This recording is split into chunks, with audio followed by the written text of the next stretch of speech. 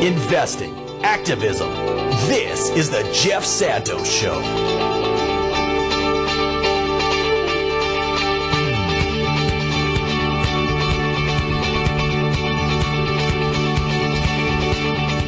Back live on the Jeff Santos Show, 34 minutes past the hour.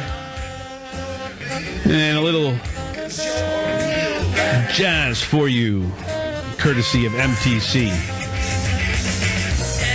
And a little bit of rock and roll, too. That's why MTC is on our show every Tuesday. He brings it all as we talk here with Mark Taylor-Canfield on the political issues of the day. We're going to bring back our good friend John in about 10 seconds here, Ron Kreider. I think it's important to tell, I think, a lot of people that the American audience is voters, citizens, wants change. And they want change that affects their lives. So if you're a 20-something, that talks about, less tuition, more jobs, and good jobs that, they're going to pay health care and bills and not be bad for the environment, which they're going to have to inherit in years to come. For a middle-aged person, that means a good job at a good wage, and if you've got kids going to college, to reduce it. If you're a senior, you want to make sure that they're not going to play around with and look at privatizing Social Security, Medicare, Medicaid. And this is what candidates have to address. And they got to be in a populist progressive sense.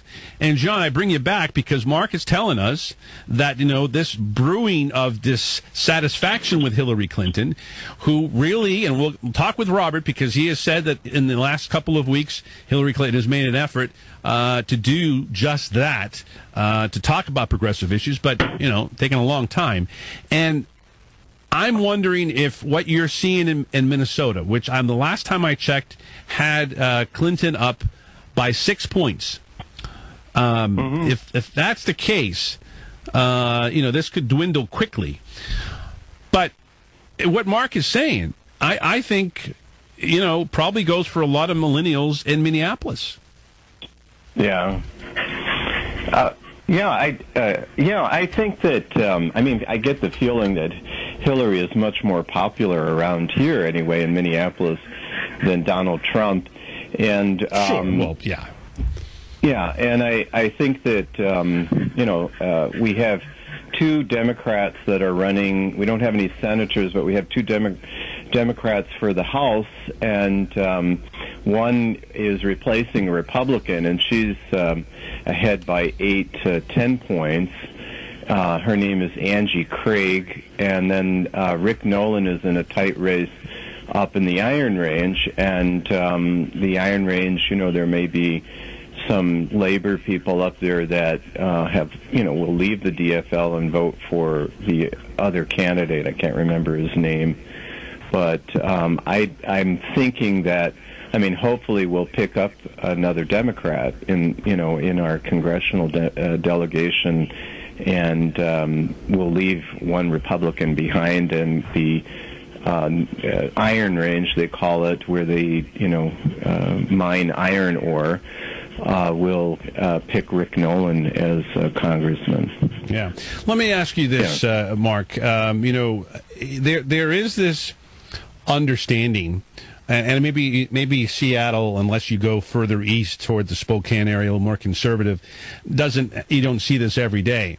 But it would seem to me the numbers, the massive win that Bernie Sanders got in Washington State, never mind the Seattle area, but he had to pull numbers from the eastern part of the state, which has had some of the racial concerns, the Aryan Nation, and all that kind of stuff, right? He had to get some of those votes, I would guess, because of his populist perspective. Am I right or wrong here, Mark? I think that is one of the issues, is that although, I've stated very clearly that if you're looking for, true populism, somebody who really does care about the working class, you're probably not going to find it with Donald Trump. He does use sometimes he uses some kinds of rhetoric that does work for that audience. And it's something that I don't think Hillary Clinton has been very good at. Now, I really wanted to say this because I was listening earlier, that one of the issues that, of course, I haven't heard either candidate speak about, which is a big issue in Seattle, and we've talked about it before, is homelessness. Yes. I just don't hear it coming from either campaign. I just don't see them reaching out to people who are really suffering without health insurance or a place to live, who are living in poverty, families working poor, which is an increasing population in Washington State and in Seattle especially.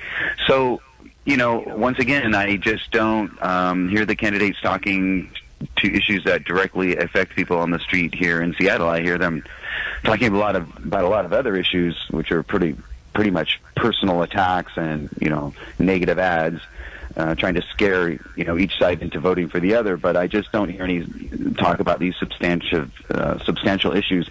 Also, you mentioned privatization, and that has actually become a major part of the gubernatorial campaign here, the race for governor.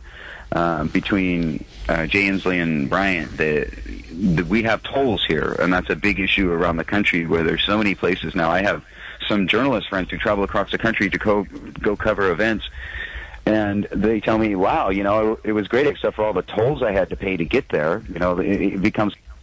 You still there, Mark? We just lost Mark. We'll try to get trying to get him back. But John, I just think that we hope obviously that Hillary Clinton will win the election, and again, I think it's really credible that the Democrats have to win the Senate, not only just in case that Hillary doesn't win, but also because of the Supreme Court. Because we have already heard that John Makin has done this, that they are not going to allow the Supreme Court. If they win, or if it's tied, or whatever the case may be, if it's 50-50, whatever, then they're not going to allow anything. And that's why it's really important for us to do it and to push hard on the progressive issues like the Citizens United case, like choice, and so many other issues that are in front of the Supreme Court. But if we run away, forget about it.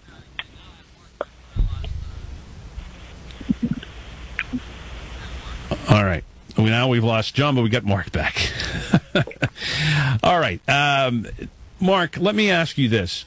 Do you think, you mentioned the fact that the prices are extremely high in Seattle many times. We have it here in Boston, New York, San Francisco, and some of the big cities around the country. Well, we got a developer in one case and somebody who takes money from developers in another. So they're not going to get a lot of that issue in terms of the cost of housing. But we need also to look into something that John brought up and Elaine Clayton, our great sociologist, has brought up, and that is how we treat people who are poor.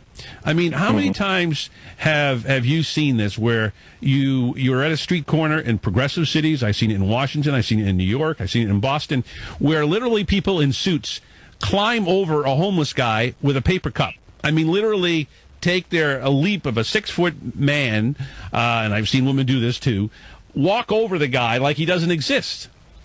And that to me is an example that we don't connect to people. And there is this, that person is scary or going to hurt me or whatever the case may be, and the only thing they want is a buck. Sometimes they want food. Well, what you're talking about the criminalization of the poor, which is rampant, and I'm calling the homeless tents and encampments in Seattle economic refugee camps. If this was on the border, Jeff, if there was an international border and there were thousands of people living in tents, it would be considered an international crisis, and there would be UN and Red Cross and all sorts of international support. Unfortunately, the economic refugee camps are in the middle of the cities, and the city parks close early, no camping allowed. Now, in Seattle, there was an initiative by some of our city council members to make camping on public property in Seattle legal. However, now there's a big pushback from the folks who live here who just don't want to see homeless people They just don't want to see it. They don't want to acknowledge it. And so it's economics as usual, which is a winner-take-all system, just like our electoral system, you know. And I just keep questioning this idea that Seattle is considered a huge economic success right now because there are billions of dollars pouring in. But if you went to any of the city council meetings lately and saw the protests against this proposed $149 million new police station, what you're going to hear is advocates for the poor and homeless all over the city who don't have a voice in city government, certainly don't have a voice in national or state politics, of course, yeah. And they're suffering. And the population is increasing on a daily basis, including the working poor. And you know, Bernie Sanders, Pramila Jayapal, you know, those are the only folks around here that I've really heard address it directly. It's just not a part of national politics to consider anybody who probably isn't going to vote anyway a constituent. And we have issues with some of those folks have health issues, they have drug addictions, they have mental disabilities, and I just don't see the money that's pouring in going to those kinds of services. So yeah, no doubt. I do think that's an issue that so Shawan has brought up and Bernie has brought up, and very, very few others. Good point there. John, I got to let you run, but I think that a lot of those issues are probably in Minneapolis too, right? Yeah, I mean, we don't have nearly as big of a homeless population because, of course, the weather. The weather, right. Not really conducive to it, but the social contract, as I said, it's broken down. We don't have a great society program anymore that is going to eliminate poverty. We don't speak to that, and we look at poverty as a moral failing rather than just as circumstances. Most poor people are working; they just don't make enough money. Some people are living out in the street, and they are actually working a job because they can't afford, in Seattle perhaps, an apartment. So, this is outrage in a country that is one of the richest in the world, and the only way that you're going to solve this problem is not to give tax breaks to already fabulously rich people and militarize police departments, and as Wayne often says, increase the defense budget. It doesn't work that. Exactly. No, you're exactly right, as is Wayne. Thank you, John.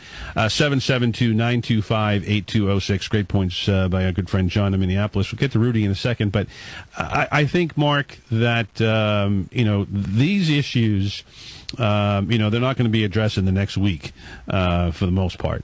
But maybe by some local candidates, as Zephyr Teachouts of the world, the candidate that is running for Congress in McDermott's seat may do it too, but not a lot. But these are issues that the Democratic Party, if they are smart, and will try to reconnect, because otherwise they're going to lose out to third-party candidates, whether it's the Greens or other parties that are out there, the working family parties, which is pretty big here in the Northeast.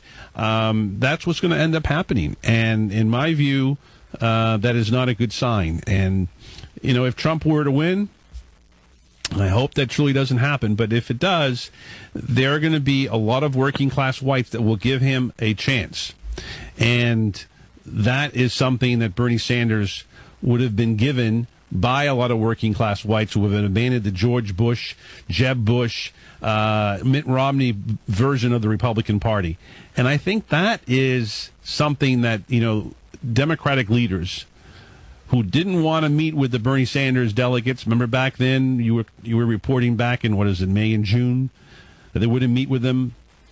That, to me, is an example of sort of those in the Democratic Party leadership, local and national, are clueless to what is going on in their backyards.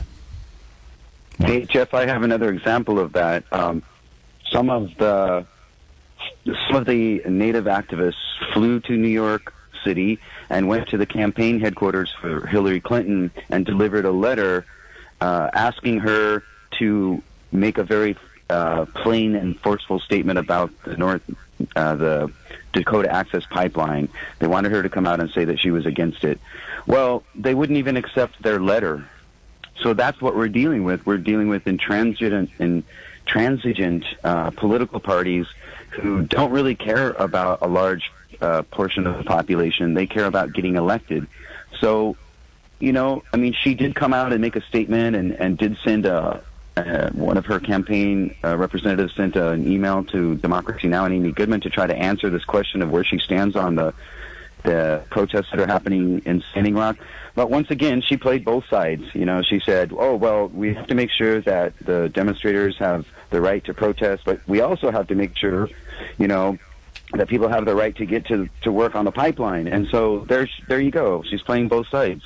I don't think that that's going to wash with a lot of true progressives in the country who are out there on the streets every day working really hard on some of these issues we're talking about.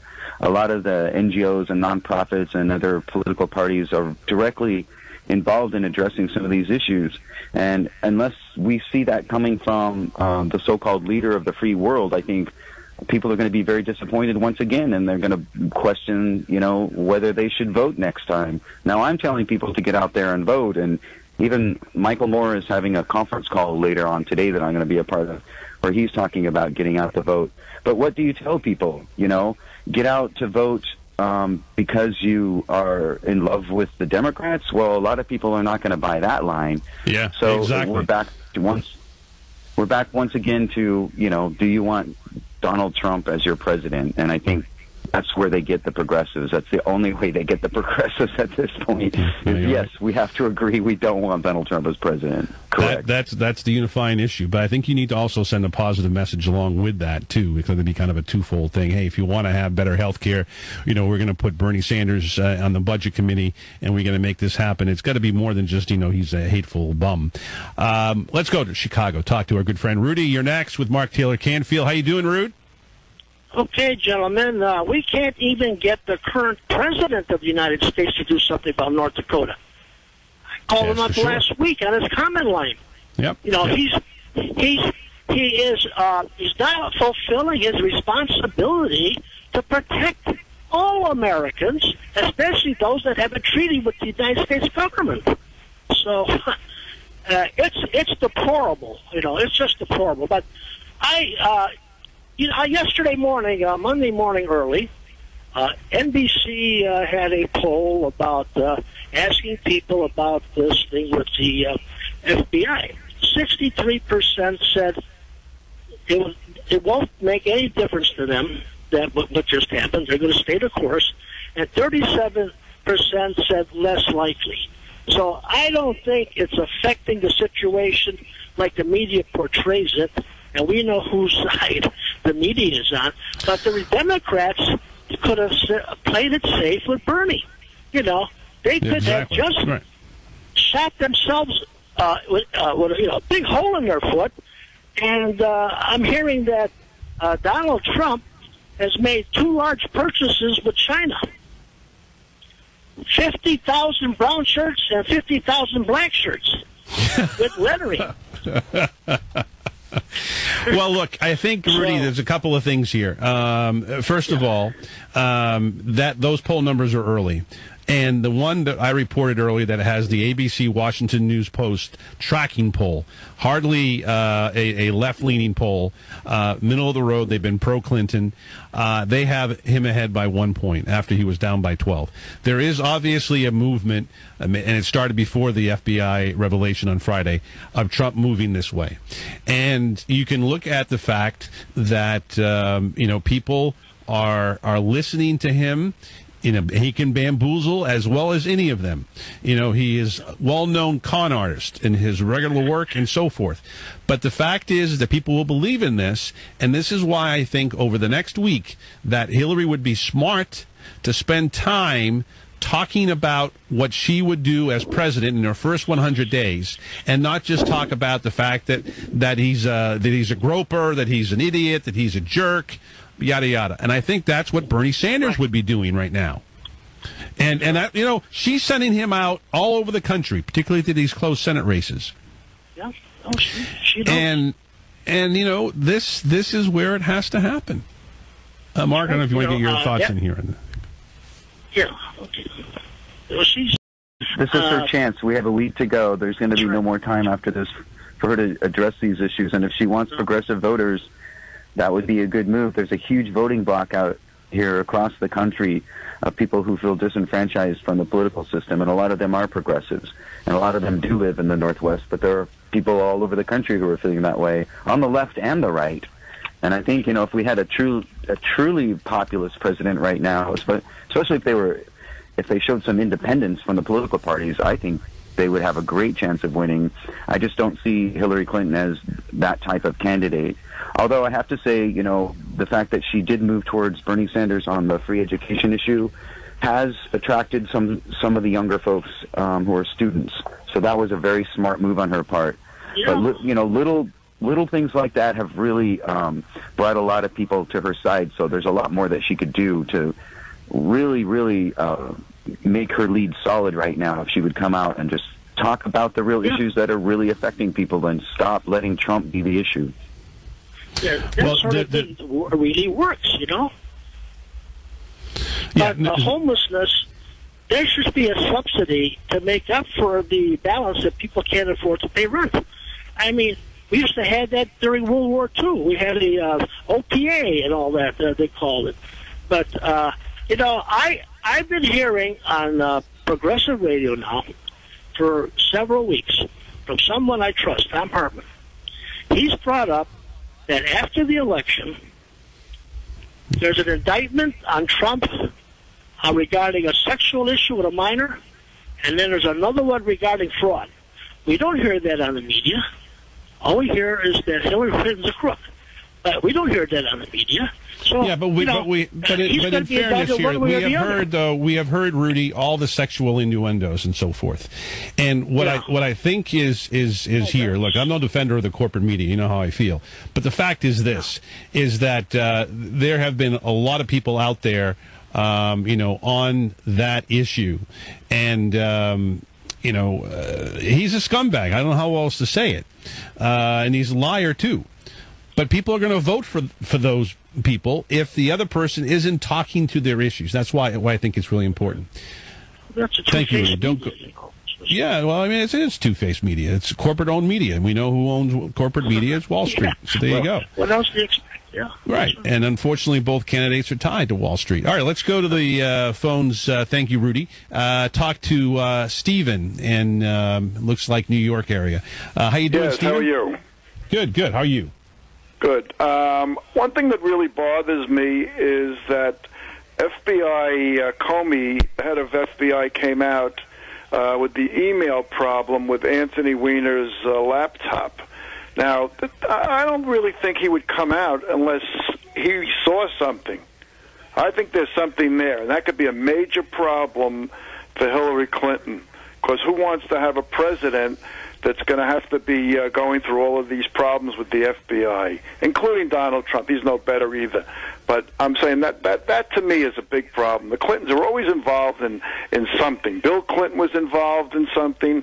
Hillary's involved in something. They're always involved in something. Look, I'm a Bernie supporter. He's the only one I really wanted. But, I think that there's a major problem there with the FBI. I think they found something on the computer. And it may come out before the election, it may come out after, but if it comes out Stephen, after... I'm going to hold you over until the next segment. Stay right there. Mark Taylor-Canfield, thank you, my friend. We will talk to you next Tuesday, if not sooner, as this wacky week unveils itself. Mark, always great checking in with you. We're right back. It's the Jeff Santos Show. Don't touch that dial.